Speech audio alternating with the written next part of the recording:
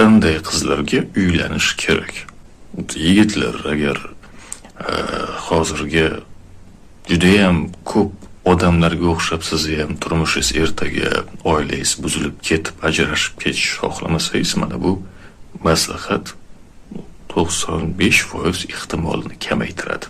Iloji bo'lsa oddiyroq qizlarga uylanish kerak.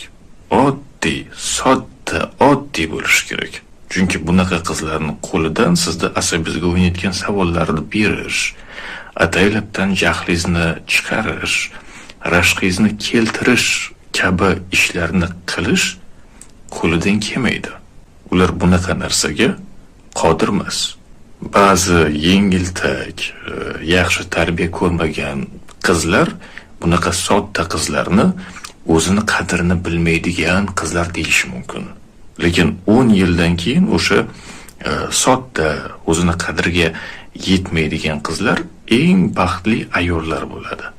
Ularda yaxshi turmush o'rtog'i, aqlli bolalari, ular bitta dasturxonda har kuni ovqatlanadi, birga o'tirib kino seriallar ko'radi, birga hangoma qilishadi.